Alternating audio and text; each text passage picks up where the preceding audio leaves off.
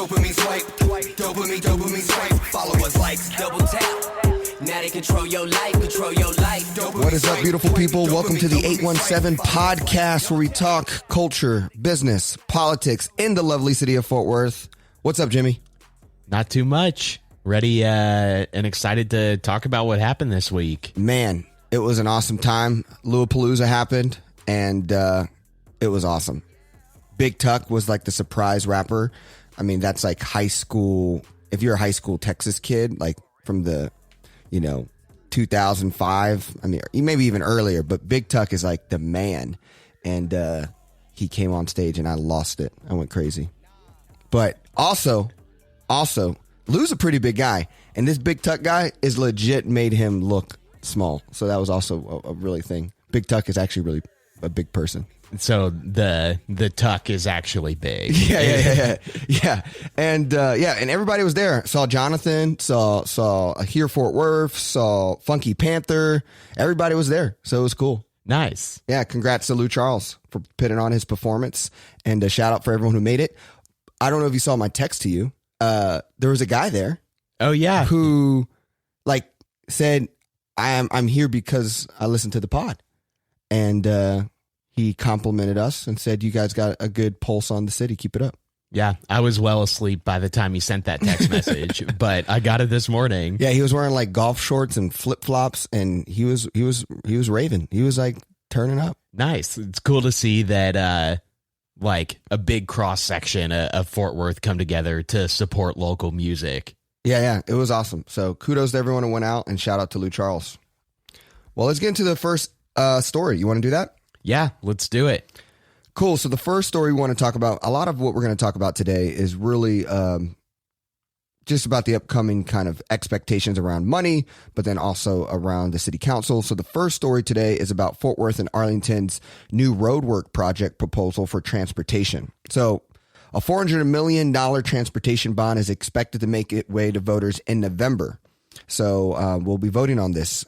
Cities such as Fort Worth, us, and Arlington will be a part of the road project. It's Tarrant County commissioners asked the cities to submit roadwork projects because $200 million will go towards city projects, and then the other counties that will receive proposals.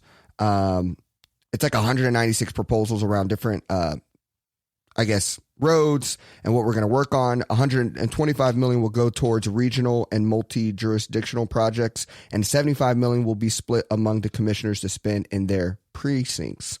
I think we saw this as a disappointment because... Yeah, you're telling me that in the year 2021, we are about to spend or attempt to spend $400 million on local transportation without even a mention of public transit improving.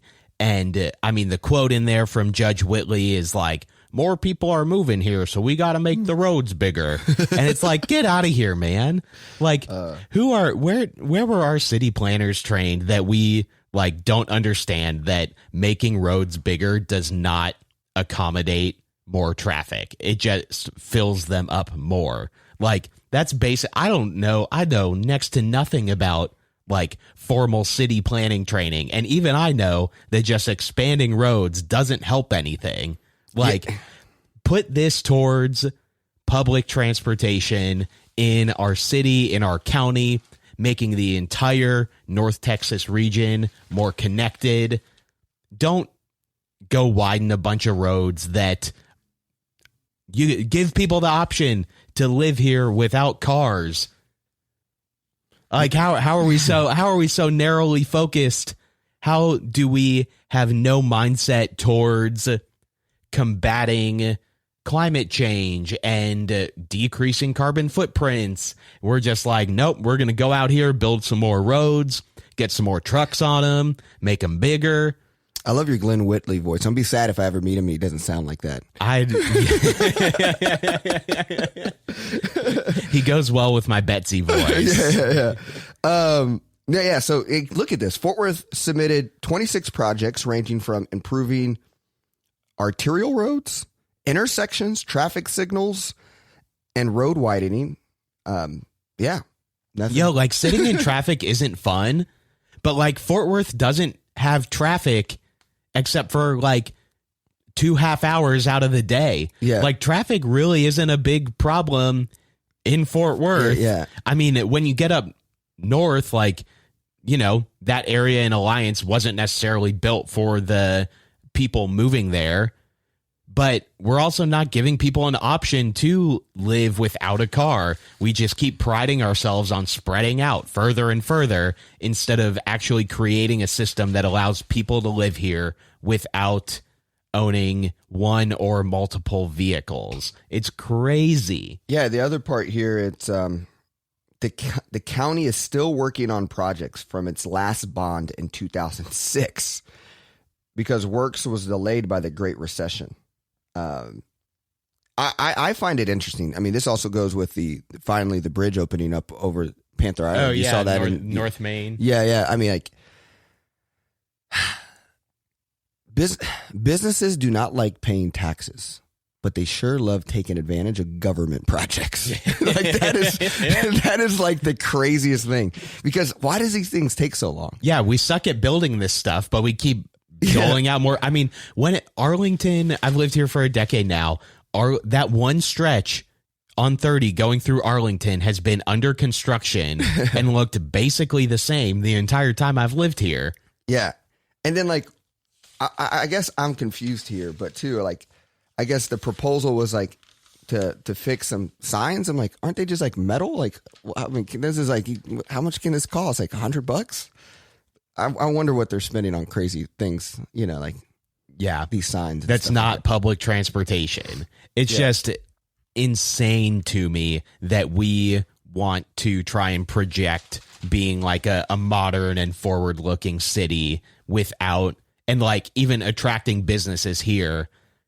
When you ask the businesses, what do you want to see for your employees? They say public transportation. And we say, oh, yeah, there's roads. There's lots of lanes on the roads. We're going to put more lanes on the roads, too. Yeah. Not, oh, yeah, you actually could live here without a car legitimately and not feel the need to, you know, have a monthly car payment or be paying for gas. Yeah. Yeah. So that's happening November. So I guess, are we like not, are you voting? Do we vote against this? Is that what you're saying in November? Yeah. I mean, we'll have to see what it actually comes out to looking like before, you know, we make a verdict on whether we would personally vote for or against it. But if you're telling me, I mean, we obviously voted against giving the police $800 million. If we're just going to throw money into nowhere, which seemingly is, you know, what this ends up being because the projects just last forever and forever. Yep. Like, that's not a good use of the taxes we're paying. Yep. Well, speaking of budgets, we're going to move over to the Fort Worth budget. You want to hit us home with that one? Kind of, you saw that one in the Fort Worth report and how the city council basically has 2 months to figure out the budget that's going to be approved here soon. Yeah, and this is something that Dr. Ferris kind of touched on in her second conversation with us after the runoff, just how confusing the rules of city council can be and how confusing the budget can actually be. So council members really only have a couple of months to figure out and get things in place. The city's fiscal year runs October 1 to September 30, and the council typically adopts the budget in September. Carrie Moon, Careless Carrie Moon is managing our budget. Well, Andy's also managing our regional transportation now. Talk about the loss of the decade. Yeah. Anyways, he's basically acting like the budget is set in stone already, and new council members won't have be able to have much of an impact. He's trying to pitch that the council will only have a couple of $1 million in the city's $1 billion budget to play with. His priority is maintaining current tax rate, but new council members obviously have their own ideas. Elizabeth Beck, shout out for wanting to fund public transportation as a top priority. Chris Nettles, obviously one of his big things is bringing quality food to the 76104 and East Fort Worth. So he wants to try and figure out in the meantime, before being able to get a quality grocery store in the area, using that for fresh food and community garden programs. Jared Williams wanting to invest in businesses in the area, existing small businesses, and incubating new ventures. And Michael Crane says he wants to lower property tax rates, which don't we all? But I don't. Yeah. Anyways, if you don't replace that with anything, then we just have a lower budget. But I don't think he wants to tax businesses more. Yeah. So, who knows where that comes from. So it'll be interesting to see how the new council members can figure things out and maybe open up the curtain for people to actually have input on the budget. What do you think? What were you thinking as you read through it? Yeah, I want to make sure, the city's fiscal year runs from October to 1st to September 30th. And the council typically adopts the budget in September. So after the city manager delivers a 5-year capital improvement plan and an annual budget, what I see and hear in this is like really city council is in Fort Worth is they're voters, but they're not organizers, right? The city management teams making the suggestions, making the rules. And learning from Emily, Professor Ferris, is like how much power the city management team has. Yeah. With that like $400K a year salary too. Yeah. But if you want to get involved, you can submit comments about the budget to fwconnection at Fort Worth spelled out Texas.gov. Fort Worth, Texas spelled completely out. And then throughout the summer, the city will be hosting a series of open houses and meetings where you can share your thoughts. Visit the webpage, fortworthtexas.gov, spelled out, /2022 budget. And that'll go live there so that you can see it and interact with it. City manager will deliver the recommended budget on August 10th, which then gives some time for city council members to look at it, make recommendations. But, we're basically into July already. Yeah. Like, next weekend's the 4th of July. That's nuts. Yeah, this was crazy, too. She was, Maddie was kind of pitching that, and that she would basically be up to speed on this because she worked with Betsy. So right. It's like, but I guess I hate that it's like it's positioned like, oh, we know what we're doing. Or, the new guys are lost behind, pour on them. Yeah. As if there's like, it's almost like walking into like a rules game, like a country club or like something. You're telling us that you're hiding something. Yeah. And it's like running into something like, oh, they don't know how it works here. Yeah. We have this budget that we work on over here. Yeah. Poor new people for not knowing it. Like I guess it's just like, or maybe that's the problem, that you just know how Fort Worth used to work and you just want to keep it going. Right. Yeah. So it's just like, well, you have a lot of people to please when you've had, $2 million to spend on the mayoral campaign. And same with a lot of money coming in from the Police Officers Association and whatnot. Gosh, those guys. So there will be a series of budget workshops available for city council members to ask questions. And then the council will host up to 4 work sessions in August and September. So I would say the best way, other than reaching out to that FW Connection email address, is connecting with your city council member and presenting what you think your community needs in the new budget. I've got to be honest, I assume that this is going to be really confusing. This is our first time diving into a budget, a city budget, especially Fort Worth city budget. So we'll all be learning along the way and be trying to present as much information as we can gather on it. And hopefully be able to have somebody on to help break down and explain what's happening as well. Because a more informed community and a more informed public creates a better society for all of us. Exactly. Well, being informed, there's a schedule for redistricting. Yes, there is. And I think this is something that I feel like relatively excited for. So a little bit about here, the city had a meeting around the redistricting schedule and what that would look like and how people can participate. I guess what I can do is, you think it's best for me to just go through the schedule here? Yeah, I think so. Yeah. So what I'll also probably do, I don't know, maybe link the story. Would it be the Fort Worth report in the description so people could see this? Yeah, I'm struggling in the Fort Worth report to actually bring it up. Like, it's just not super user friendly. Maybe we can post an image of it on social media. Yeah. And then we'll link it. Yeah. Cool. So the redistricting schedule is so November 21. Residents can prepare redistricting plans and submit them to the city staff. Staff assesses extent which each plan meets adopted criteria and discussions. And staff prepares its own plan drawing upon features of residents' plans. In December of 2021, staff briefed City Council about the redistricting plans prepared by residents and staff. And then January 2022, City Council conducts at least one public hearing. City Council selects initial map. So that's interesting there. And then City Council conducts at least one public hearing before considering any changes to the initial map. So there'll be a public hearing before they make their first map and then a second one to get feedback. February and March, City Council of 2022 proposes map. April, City Council conducts 4 or more public hearings, including one for each pair of existing adjacent districts, and adopts proposed map.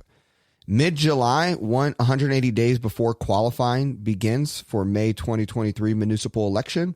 Deadline for candidates to establish residency with council districts that they wish to represent.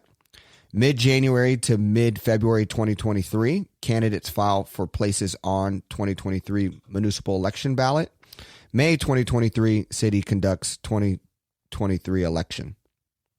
So you really get involved like now, November. Yeah.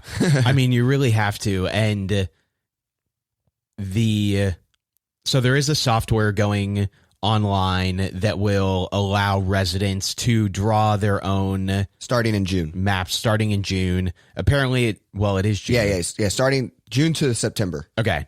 So that for the next few months, from what I have read and heard so far, is that it's pretty confusing to use.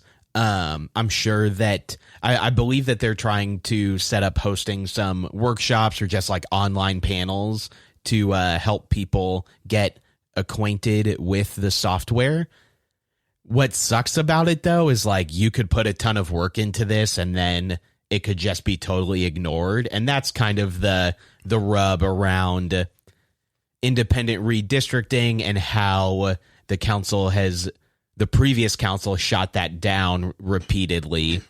So I think this is obviously the big thing where we are going to see where the cards fall for every one of these city council members. Like, we are obviously confused by people acting like we have a progressive city council now. This is going to be where we see if that happens. The more conservative side of your Michael Crane, Carrie Moon, Maddie Parker are going to try and get 2 more heavily white dominated seats in the North Fort Worth Alliance area. And then the rest of the council theoretically should be pushing for more Hispanic representation. And I think that's where they're going to draw Flores over potentially, is to draw districts that give better Hispanic representation. But Gina Bivens sort of a wild card in there of where she's going to go. And even Flores, if the right side can cut the right deal with him, they might be able to guarantee them one more seat, but maybe steal an extra couple for the, conservative white vote. So it's going to be very interesting to see how these maybe long-standing relationships on city council play out versus the newbies who are having to form these relationships with a Bivens and Flores to try and draw them over into something that I would guess works better for the city as a whole. Yeah. No, that's crazy. And I want to make sure I also hit that where I think what's going to be interesting is in September 30th, the Census Bureau releases block level population data for state and local redistricting. So I missed that's on September 30th. Well, and that's crazy because you can only draw the things until September, but we don't get that data until the end. Like those are two things working against each other. Yeah. How's the public supposed to write, give suggestions and then before the actual information comes without out? the information? Yeah. That's crazy. Yeah. How stupid. Like what? Okay. You're going to take the CPA exam tomorrow. Like you don't get to study for it. You don't get to know any of the information on it, but you need to go sit for the CPA exam and try and pass, or a medical school, like an MCAT. Like, how are you supposed to take the test without any information? Yeah. And then why, like, I guess like to me also just what does the public actually do with this thing? Like, honestly, if you put a map in front of me right now and the city council was like, EJ, what's your redistricting plans? I'm like, square. Well, and Square, that's it's supposed to have overlays where you can lay population data on it to look at it and then draw from there. Like there are layers that you can add to it. But I mean, at this point, it's like playing Roller Coaster Tycoon and just like, yeah, like, sure, sounds fun. We'll put a roller coaster over here. Hopefully it doesn't throw people off the top. This is so important because And what's crazy is I just don't know how many people are going to care about it where it's going to get in public information, because obviously Star Telegram hasn't really wrote about it. And I just think what's crazy about it is you're right. If Alliance gets 2 seats, that gives the Republican conservative culture more time to be conservative Fort Worth. Oh, yeah. I mean, like that would massive. That would be at least a couple more decades of a heavily conservative council. And then it begs the question, like, why is Alliance part of Fort Worth? Yeah. Like, be your own city. Alliance, like, Texas. Yeah. Sounds cool. Yeah. You got a lot of stuff up there. Yeah. Like NASCAR, Buc-ee's, do your thing. Yeah. Do your thing. Tanger Outlet, do your thing. Yeah, no, that's kind of scary though, because for people who are here to invest for decades, right? It's like, I just think about as a citizen, what do we do, if this tries to come out that way? It's just it's not reflective of the population of Fort Worth. And we know that. We've known it for a long time. And we know that that's the goal, is to keep it this way. But it's just not reflective of the population of Fort Worth. So I want to put it in first grade. Like, what we're talking about right now is, Fort Worth is setting up what our districts look like. They're going to add 2 seats and they're deciding what those 2 seats are. And the Republicans or the conservatives of Fort Worth could try to make those far north Fort Worth, rather than what Jimmy said, the Latino population. I know a lot of this, you're like, what are we talking about? Redistricting and city council seats. But basically, we have 9 people. They want to add 2 people. And we are adding 2 people. Yeah. And the question is, where are they going to be added? Yeah. And the other piece is realistically, at least 2 of these incumbents are probably going to have to face off against each other in 2023. And so that'll be interesting to see who loses those battles and who can strike deals to put themselves in districts where they think they can beat whoever the incumbent is. And that's especially going to be important to watch with somebody like Carrie Moon, who is heavily disliked by a lot of people. Yeah. And came very close to losing his election this time.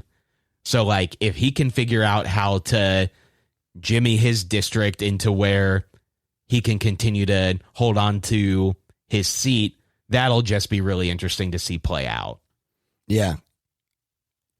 No, this is interesting. And we will for sure be talking about this for a long time. Yeah, there's plenty more conversations to come.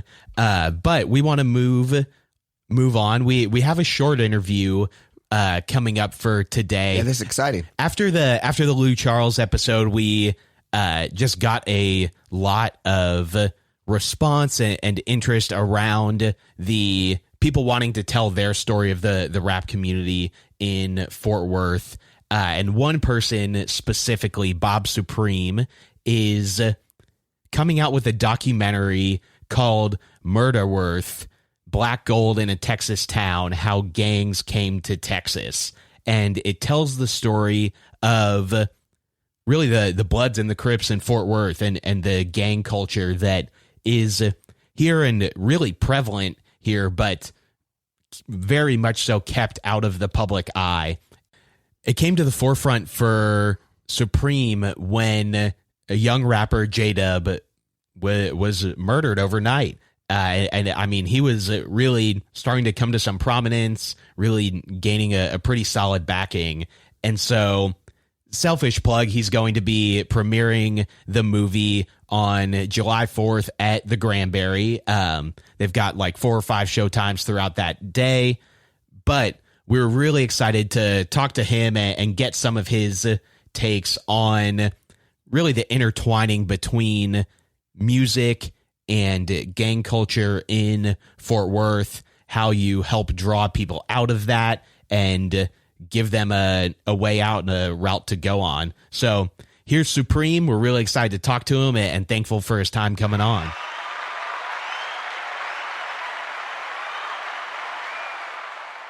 Well, I'm originally from Fort Worth. I'm from like the south part of Fort Worth, like Berry Hill. I don't know if y'all familiar with that, off of Berry.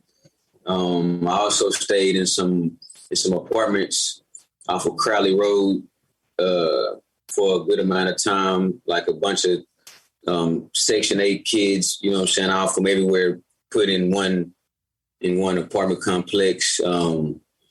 Man, I played basketball. I went to Pascal, Nice. Pascal High School.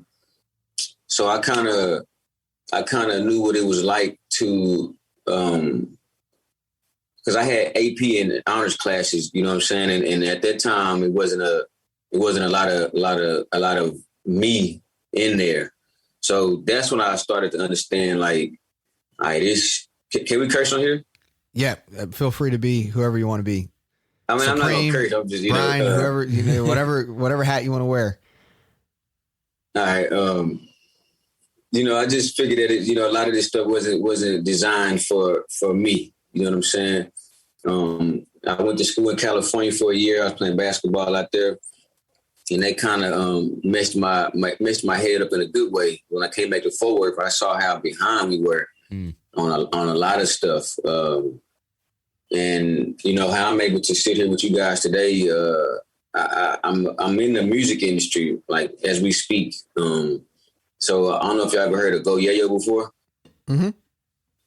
Yeah, so I was his manager. Like, I did all of the stuff for him, all of anything that y'all seen that was good, all the business stuff. I was the guy pushing those buttons behind that. I lived in Atlanta. I'm still living in Atlanta now. I'm just here right now. I've been there for like 6.5 years. And how, I've had other artists after Yayo that was big and signed deals. And, so I'm kind of looked at in Fort Worth as like, if you might say, like the Jermaine Dupri, or like the Puff Daddy of if you get to me, you got a chance to, really take it to the next level. So how the documentary came about was one of the kids, just because Fort Worth has a heavy music scene. I don't know if y'all familiar with it. It's like on the I wouldn't call it gangster rap, but then on the hardcore rap side of it, it was like a lot of guys in Fort Worth that are like blue checks, like they big artists, man. And I've spearheaded all of that. And when things would seem to get out of out of my control, I would leave. Or things that I wasn't okay with, I would leave. So one of the kids, his name was J-Dub. He was 16, 17 when he died, 16. He was like popping in the rap game, like doing million views. Like, he was really doing it, but he was also in the streets really active, like really active. So it kind of made the J-Dub persona to be bigger than life. You know what I'm saying? But in Fort Worth, if y'all from Fort Worth, like that shit ain't gonna last too long because it's a gangster town by heart. Even when Bonnie and Clyde would stay in Fort Worth, for having much, all of that puts something on the whole town that's still going on today. So anyway, and he died. So they killed him. You know what I'm saying? And I met J-Dub. I knew him. I wasn't okay with the things he was doing. I tried to, tell him some things to help him.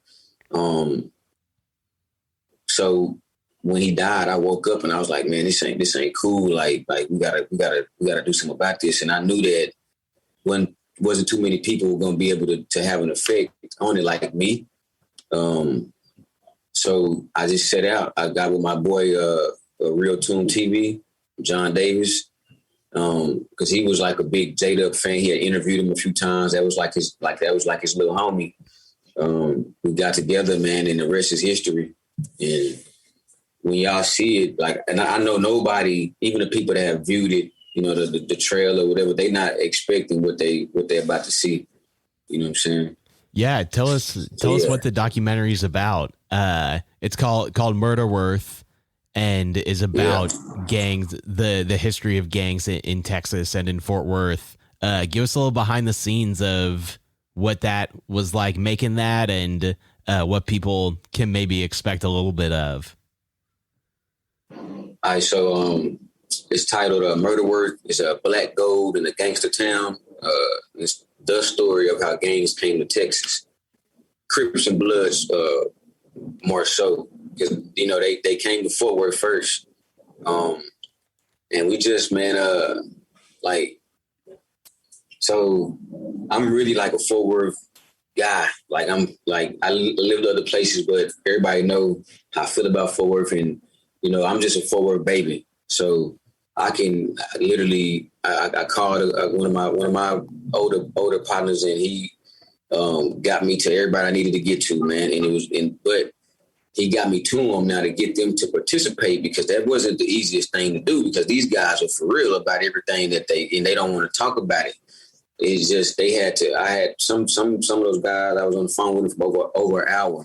And it's just the stories that they was telling me, man. It's like what? Like it's, and so they was really just giving me a screening before they agreed to me to pull up to where they at and sit down and talk to them. So, I knew some of the guys just by name, never met them. But it was a great experience, man. And I learned a lot. And, I'm in my 30s, so I understand how the gangbanging was really gangbanging in Fort Worth at certain times. And doing this documentary, now I really understand why it was like that because where the stuff came from, for the most part, it was California. A lot of these guys that are Fort Worth guys were either born in California or all of their families, Los Angeles, or they were born here and went there and stayed and came back here. It was so many different stories that correlated at the end, and it would tell you like why it was like that, man. You know what I'm saying? But before the Crips and Bloods came, it was already like I said, it's a gangster town. Like it was the gangsters around here. They just weren't no colors, So yeah. What is So hold on, one more thing. My bad, EJ. Yeah, you can. We have the music intertwined into this. Like, how do you get Arnett Coleman, to Leon Bridges to Go Yayo, and where it's at now, to where they are literally getting the fame, but they are dying or going to jail.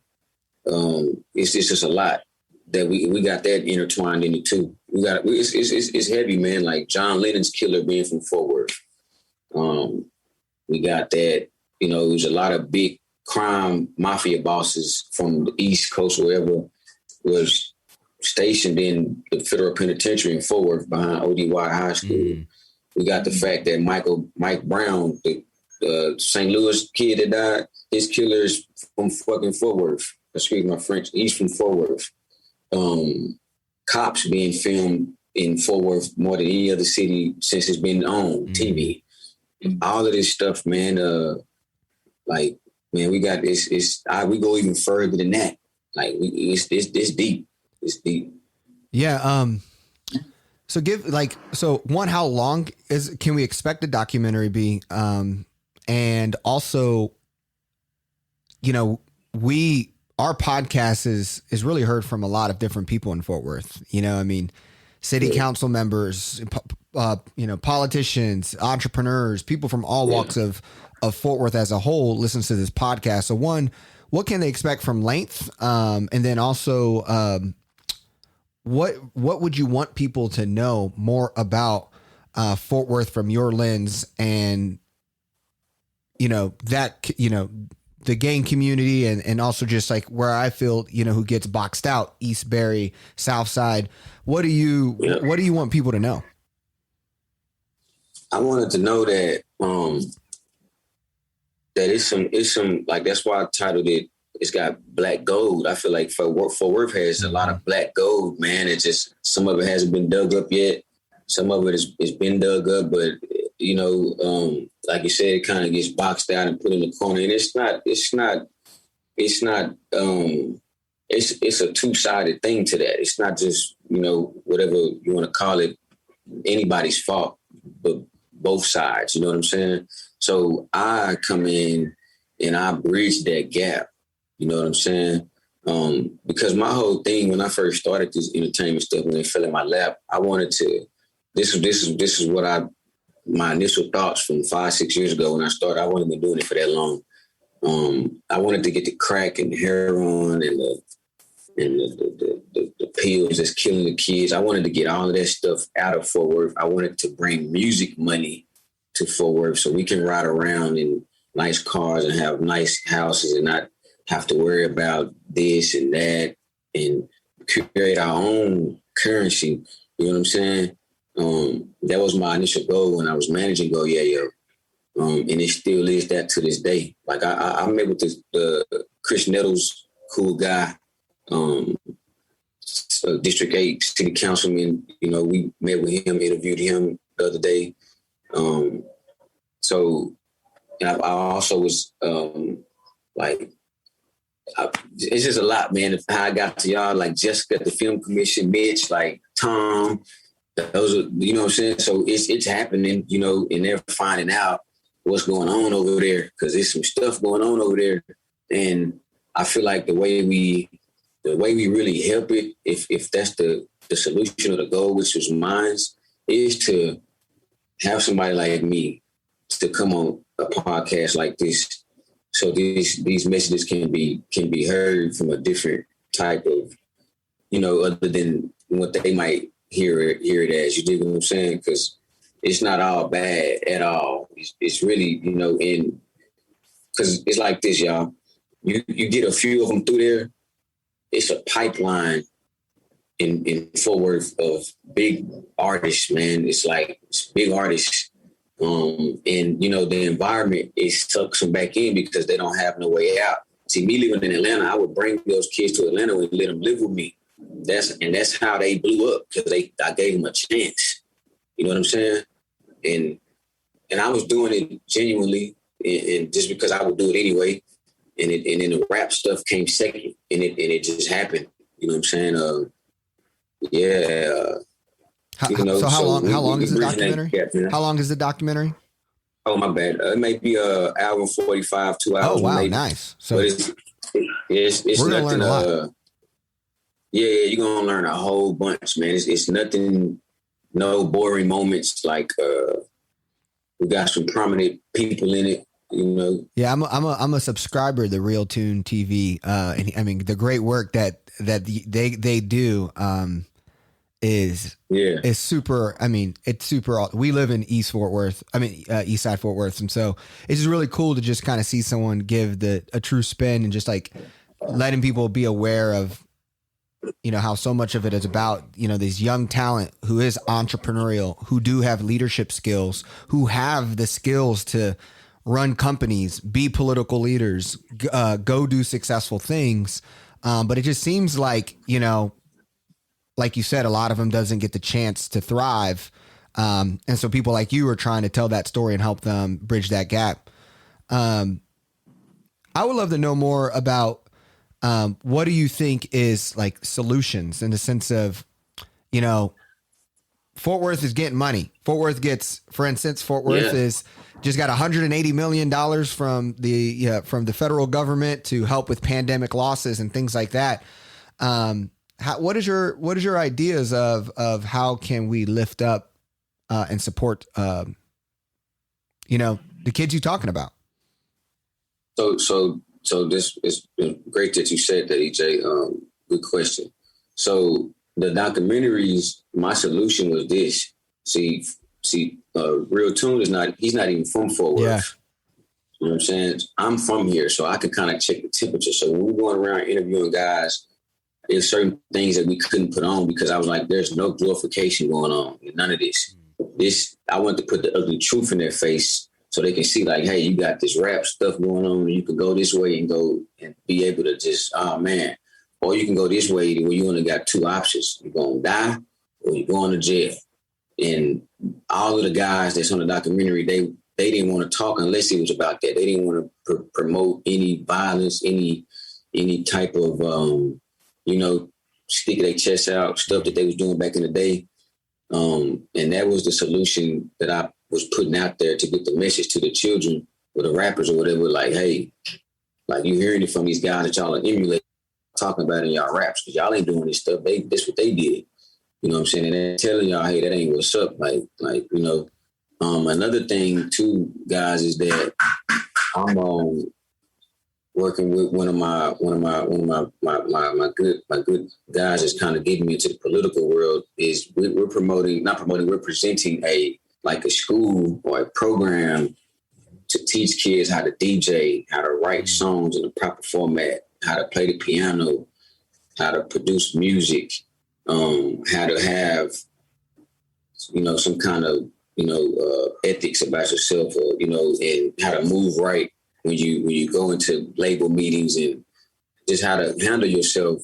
Because like I live in Atlanta, man, and the reason that place thrives like that with the music, because it's not just rap music, it's all kind of music. They got movies there now. It's because they have implemented schools and programs for the teenagers and the youth. So when they get to a certain point, they kind of already know what's going on. Yeah. You know what I'm saying? Because we don't have the luxury of having a Ludacris or T.I. or Gucci Man or Outkast or those guys put it down, and now the eyes are on the city. We, unfortunately, we wasn't able to have that. You know what I'm saying? You're saying, so is the music scene, so it sounds like you say the music scene in Fort Worth is, you know, maybe the gang affiliation and the music intertwines a lot here, or are you saying that, and it's hard to separate? Sure. So can you talk a little bit more about that for people who may be unaware of that challenge?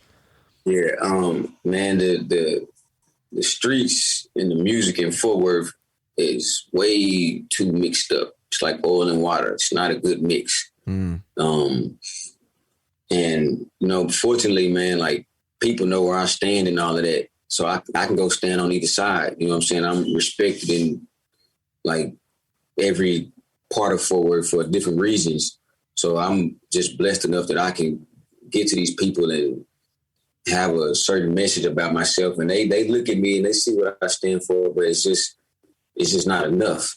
You know what I'm saying? So the streets and the music is part of the message in the documentary, you know, because now these guys that now they have YouTube, they get on YouTube and they can check out these rappers like the old gangsters in the city, and they can like, hey man, y'all need to stop this. Like y'all really can go be successful musicians, but y'all want to continue this, you know. So that's where the streets and the music have gotten way too mixed up. It's not good. It's not good. Yeah. Can you give us the title again? And then when is it going to be released? And like, where do you want people to go? What kind of call to actions can the listeners kind of do to support the documentary? So we're gonna air. It's called Murder Worth. It's Black Gold in a gangster town, and it's the story of how gangs came to Texas. We're premiering it July 4th at the Granbury Theater at 7:30 p.m.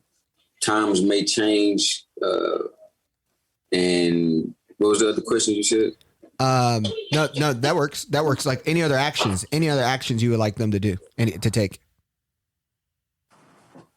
You said any other actions? Yeah. Any other call of actions you have for the listeners?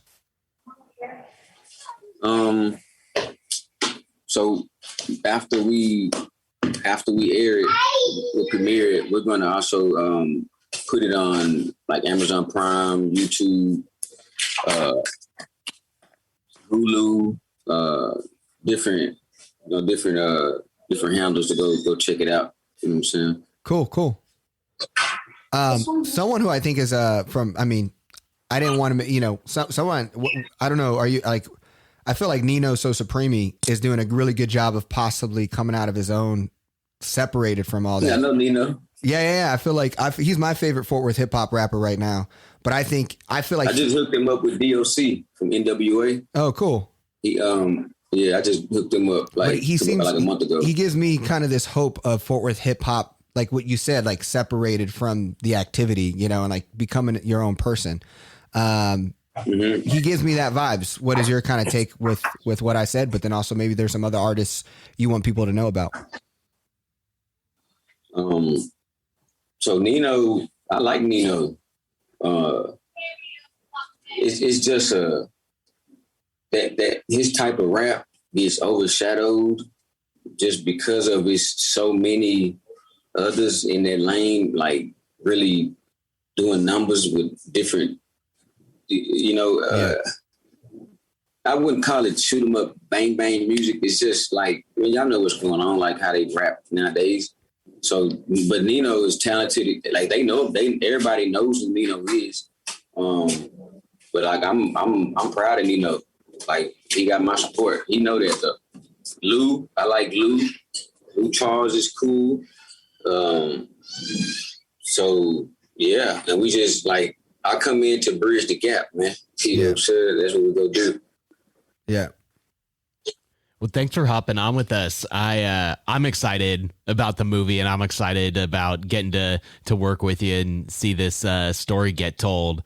I feel like it's one that a lot of people in Fort Worth don't really know, and it's pretty easy to avoid if you don't live in like the east side or the southeast side.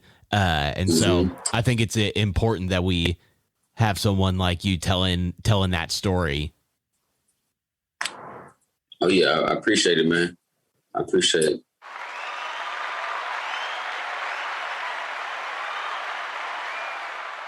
All right, there was Supreme. Hey, Jimmy, I mean, I think kudos for Supreme reaching out. Definitely know his work, and I think it's cool that it's going to be like a 2-hour documentary. Yeah, I mean, about that's Fort Worth. It's a lot of work. Yeah, and then kudos to you guys at the Granbury for like allowing them to share their their movie, because I feel like a lot of people would have not done that, and I think that's awesome. So. Mad respect, and I also think like there's actually a lot of great history of Fort Worth around gang culture. I mean, some great history and how it got here. So I've watched their YouTube channel, and so really pumped up for it. Yeah, everybody deserves to have their story told on screen, and we're excited that Supreme reached out and really that he had the access to a lot of these people to get to tell their story. Yeah, you ready to move into wins and losses? Let's make it happen. I will start with my loss, and this came from the Fort Worth Report. Fort Worth ranked 89th out of the 100 biggest cities in the U.S. for its parks. And what goes into that is access, acreage, investment, amenities, and equity. And look, like we've talked about how you go to other cities and it's like night and day, their park systems compared to ours. That's not really what I want to harp on. Like, yeah, the amenities at most of them are not great at all. And for the one or two really nice ones, that puts an extra strain on them because everybody is crowding in there. My beef was with the reaction from this guy. So they interviewed David Creek, the assistant director of planning and resource management, and he's basically just like, yeah, like we don't really like the ranking. Like it wants us to have more basketball hoops, but like that doesn't really work for us. And I'm just like, man, like, have you been to any other city in the US or in the world? Like you can't look at our park systems and try and say that they compare. And that's not trying to like bash and harp on that. That's just saying take ownership and talk about what the city needs to do to change that. And investment is one of the major things. We do not invest much in our parks. And because of that, the amenities at those parks are not good. Like, let's just call it how it is and talk about what we need to do to fix it and what would need to change to make our park systems better. Don't go like pointing the finger saying the test is rigged or the test doesn't work for us. The test doesn't work for us because the parks aren't that good. So like, quit playing the blame game. Let's take some ownership and let's try to actually fix things. Yeah, and I hated how he was like, yeah, Plano's better off than Fort Worth because it's more congested or like more dense, so it could feel more inclusive park. And I'm like, did you just compare Fort Worth to Plano? Right. And it's like Austin is 45th. Compare yourself to Austin.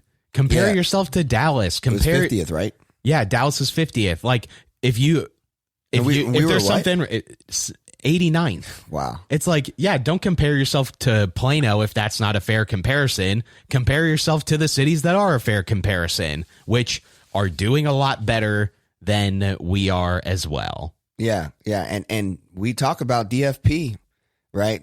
Dallas, Frisco, Plano.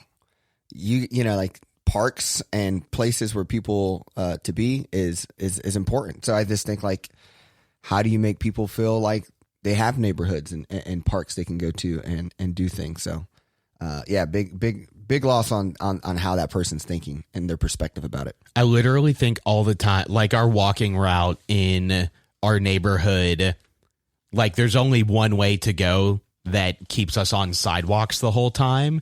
And it does take us by Meadowood Park. And the amount of times that I'm on a walk and think, man, I have to pee so bad. And I walk by that park and there's nothing there. I'm like, yeah, like this would be really nice if there were a couple bathrooms right here. And I get that that's expensive and that takes money and upkeep. But if we want to be a big city that attracts talent and attracts businesses, those are the things that we need to invest in, not $400 million on adding extra lanes to roads.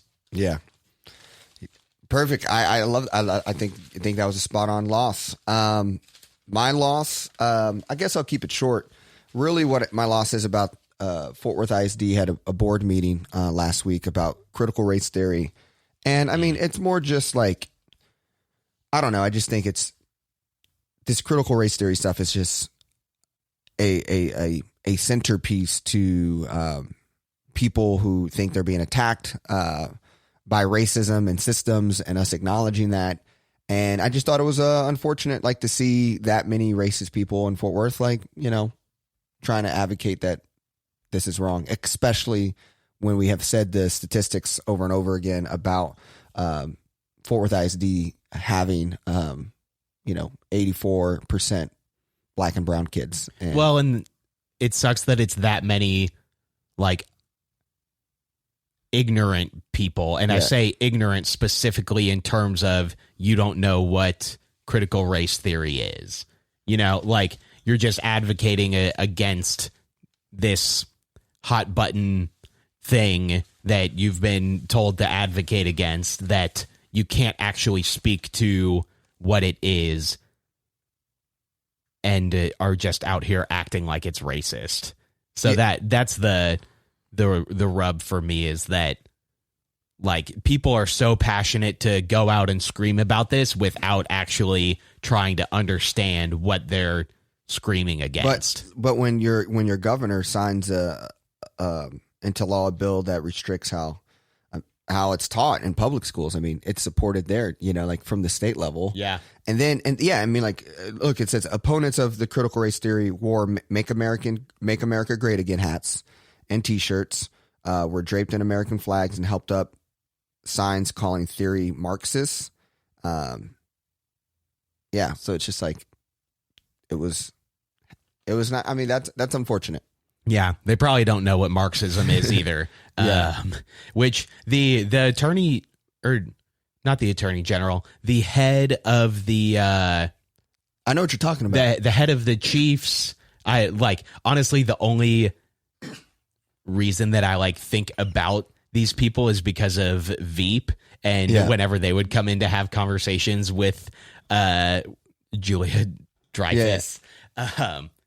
But he had a really great speech this week about how we need to read and understand different perspectives. And like, I mean, he really dunked on Matt Gaetz, which is what I enjoyed about it the most. Yeah.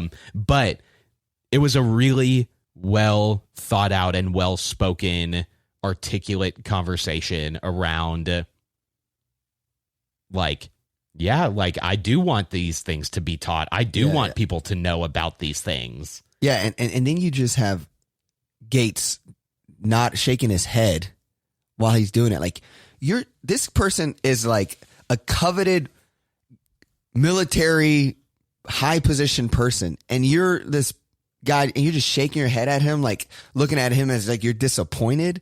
I'm like, if anyone's American, this person's resume, what this person had to do to get to his position, to protect our country. And you're over here shaking your head at him like that. I thought that was so childish. Head of the Joint Chiefs. That's yeah. I mean, Gaetz looked like he shit his pants. Is what it really looked like. Well, I'll move to my win, and it's not really something specific, but just the overall vibe of Fort Worth this weekend, I feel like was just really cool and young and vibrant. Whether it was, I mean, we drove by Morgan Mercantile on Friday night, and like we weren't even going to try to stop. Like the sidewalk was packed. There were so many people out celebrating their 2-year anniversary and the pop-up of Hotel Dries with Baiwa Sanga's truck there, and with Hotel Dries' team serving up cocktails, just like seeing a super diverse, vibrant young crowd, throwdown and the barista throwdown and drag show at Trinity that was emceed by Tony Everyman, and then Luapalooza.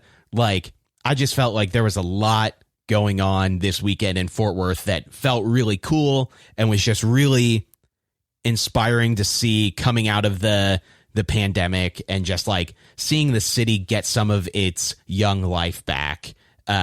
Just felt really awesome to see. Yeah, no, I agree. Another great weekend in Fort Worth. My win is much more, it's, I guess, smaller, more practical, but I guess it kind of symbolizes a physical representation of what you're talking about. You know, Fort Worth being open, Fort Worth being inclusive, welcoming, inviting. And I think it's really cool that in the Wednesday newspaper of the Fort Worth Star-Telegram, the front story by Luke Ranker was about the TMP station set to get a $2 million redo. So a mild remodel of the Fort Worth iconic Texas, the TMP station, will have access to make it more inviting to take the rail. from the front. If you've ever taken the TRE or the rail, it's really confusing from Lancaster. Like, how do you get there? You got to kind of go around the side because the doors are locked.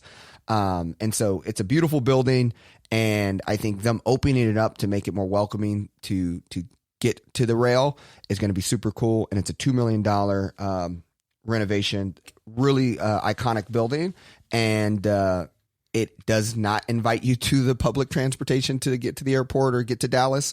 And now that I think that it will, I think it's a cool addition to South Main. Yeah, if only we had a $400 million transportation bond we were trying to get passed to fund projects like this. Who could think of that? But yeah, I mean, in college I got a boot on my car because it's confusing. Yeah, the parking is so confusing out there, and there's not even labels for what's, at least back then there weren't labels for what spots are what. And so we go to a Stars game, come back, and there's a boot on the car because apparently we parked in the wrong spot. So I think this would be awesome and hopefully make it feel more accessible to people of downtown Fort Worth. Cool. Well, we had a full show. I mean, we talked about a lot. It went a little long. So if you're listening, thank you for staying all the way through. Tell a friend. Continue to be you. Continue to be informed. And we look forward to see you at the next episode. Yeah, thanks for listening. And actually, this is our 50th episode. Oh, snap. I almost forgot. So thank you all for listening. It's been a lot of fun for us, and seeing it grow little by little. So thanks for your support, and we look forward to the next 50. Yes. Peace.